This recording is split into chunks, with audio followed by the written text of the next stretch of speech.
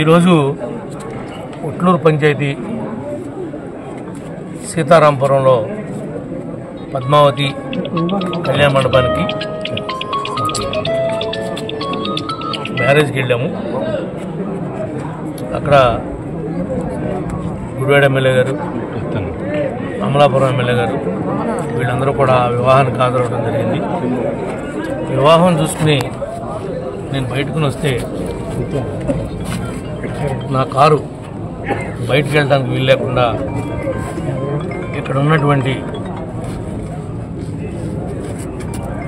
YSR party incharge మా car ఎదురుగా అడ్డంగా పెట్టి గొడవని ప్రేరేపించి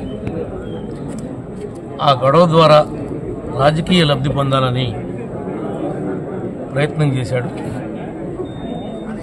ఇవి ఈ కూటమి ప్రభుత్వంలో ఇలాంటి విషయాలేవి కూడా ఎదరికెళ్ళవు.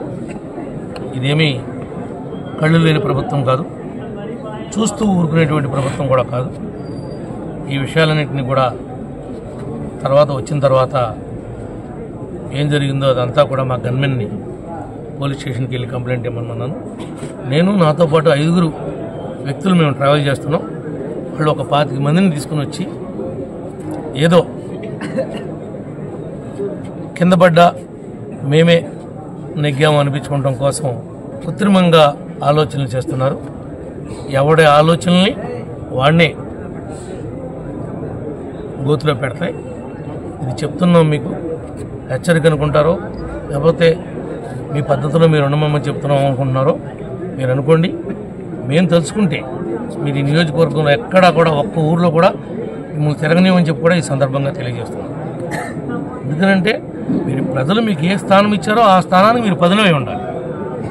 ఆ స్థానాన్ని కాదనుకుని మీరేదో భయభ్రాంతులకు గురిపెట్టి ఏదో 10 కార్లు వేసుకుని ఒక కాన్వాయ్ లాగా మేమేదో ఎక్కడ ఎవరు పోయినా భయపెట్టగలమని కనుక మీరు ప్రయత్నం చేస్తే చట్టం చూస్తూ ఊరుకుండదు, ఈ ప్రభుత్వం కూడా చూస్తూ ఊరుకోదు అని చెప్పి మీకు ఈ సందర్భంగా తెలియజేస్తున్నా. అంతా కూడా పోలీసు వారికి తెలియపరిచాం, గవర్నమెంట్ దృష్టికి కూడా తీసుకుని వెళ్తాం. తప్పనిసరిగా ఇలాంటి కార్యక్రమాలు ఎవరైతే చేపడుతున్నారో వాళ్ళ మీద చర్యలు తీసుకునే వరకు కూడా మేము ప్రయత్నం చేస్తామని చెప్పి ఈ సందర్భంగా మీకు తెలియజేస్తున్నాం. దీనిలో వచ్చినటువంటి నాయకులు కానీ, మా మండల పార్టీ ప్రెసిడెంట్లు, సీనియర్ నాయకులు, క్లస్టర్ ఇన్ఛార్జీలు, సమన్వయ కమిటీ మెంబర్స్ మీరంతా కూడా ఆవేశానికి లోను కావద్దు. చట్టాన్ని మీరెవరూ కూడా చేతిలో తీసుకుంటానికి వీల్లేదు. మన నాయకుడు ఏమైతే లైన్ ఇచ్చాడో ఆ లైన్ ప్రకారమే మనం వెళ్ళాలి తప్ప ఆ లైన్ దాటి ఎవరు కూడా వెళ్ళొద్దని చెప్పి కూడా మనస్ఫూర్తిగా కోరుకుంటున్నా. మీరు 24 గంటలు వెయిట్ చేయండి. వాళ్ళు చేసినటువంటి దురాఘాతాలనే విషయాలను కూడా ముఖ్యమంత్రి గారి దృష్టికి, ఉప ముఖ్యమంత్రి గారి దృష్టికి, అందరి దృష్టికి కూడా నేను తీసుకుని వెళ్తా.